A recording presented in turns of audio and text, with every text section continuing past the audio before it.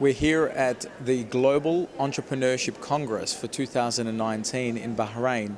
170 countries are represented, and there are countries that most people haven't even heard of that are from Africa, the Ivory Coast, small countries, big countries coming together in the spirit of entrepreneurship.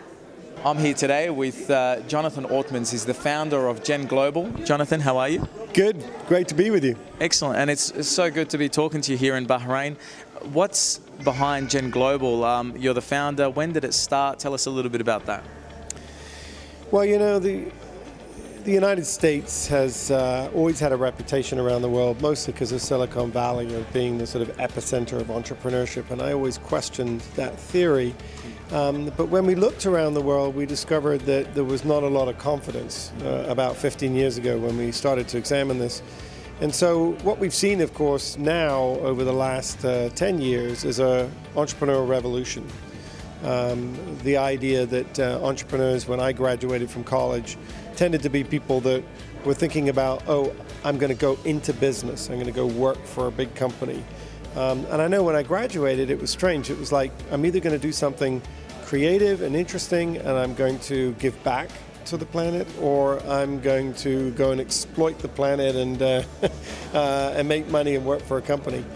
And you know, what really changed was you had people from liberal arts degrees entering, not just people who would go to business school, and it became a creative field, a field where you had people conducting experiments, figuring out better ways of doing things. And what we wanted to do was to provide opportunities for everyone in the world to be able to capitalize on that. So the whole thing about Gen is we began the Global Entrepreneurship Network with doing a Global Entrepreneurship Week campaign. And the purpose of GEW was to take the great opportunities that we saw in countries in the beginning in the United Kingdom and the United States and tell the rest of the world, you too can light the candles in the young people in your societies and invite them to consider, you know, how do I improve the lives of my fellow citizens? How do I make a job rather than take a job? What brings a Perth boy to Bahrain? It's just amazing conference been going on for the last week. Just to meet lots of new people from all around the world, lots of entrepreneurs.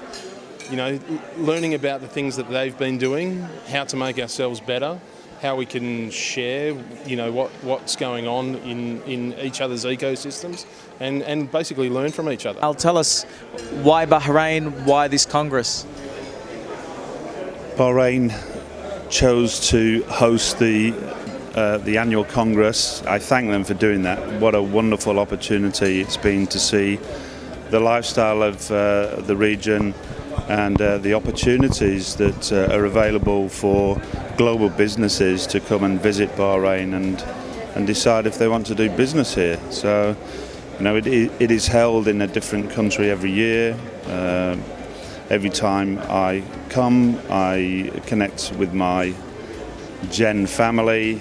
Those relationships are strengthened, and you know, I look forward to whatever, you know, city it might be in when they're announced. What would it take for Australia to be the next host nation for something like this Global Congress?